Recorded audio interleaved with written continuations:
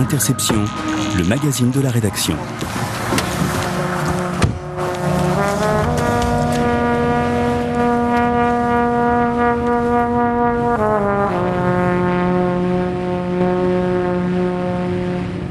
Nous sommes le 12 mars 2009, je monte dans mon minivan comme tous les matins, j'emmène mes enfants à l'école plus quelques autres. Et comme tous les matins, comme maintenant, je passe devant l'usine. Le journal Michael Thébault. Au moment où j'arrive au passage à niveau, j'entends la radio qui annonce la fermeture de l'usine de Clairoy. Je passe et à ce moment-là, j'aperçois 1000 personnes assemblées devant l'usine, des pneus qui brûlent. C'est un choc. J'ai un choc télévisuel. J'ai le son dans la voiture, l'image à travers la vitre comme dans un écran. C'est vraiment un choc violent parce que d'habitude c'est quelque chose qui nous touche d'un peu loin. On voit ça à la télévision et là c'est du réel.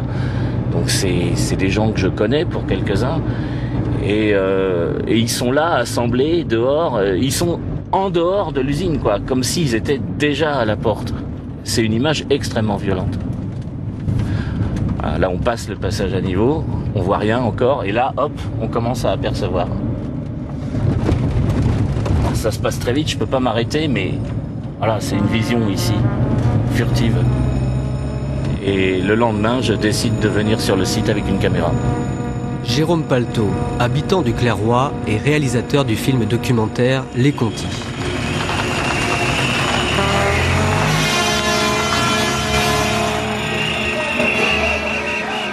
Vous avez filmé les Contis de l'intérieur, au plus près pendant les 4 mois de conflit en 2009. Quelle action vous a le plus marqué ? Alors, des manifestations, des actions, il y en a eu plus de 40 pendant le conflit. Celle qui m'a le plus marqué, c'est évidemment le voyage à Hanovre. Train spécial affrété, 1100 salariés plus la presse, on était 1200 dans le train. L'arrivée le matin en gare de Hanovre, quelque chose d'extrêmement émouvant, 1000 salariés allemands sur le quai de la gare en train de les acclamer. Il faut savoir qu'il y avait aussi un projet de fermeture d'une usine continentale à Hanovre. Et ensuite, ces embrassades, ce défilé dans les rues, ce moment de fraternité extraordinaire. Puis alors, les voyages qu'ils ont faits en convoi de voitures pour aller à l'usine de Sarreguemines, ils y sont allés 2 fois. C'était aussi pour eux, pour des gens qui n'étaient pas préparés à ça, une sorte d'aventure aussi. Voilà, il y a une tribu qui s'est créée, il y a quelque chose.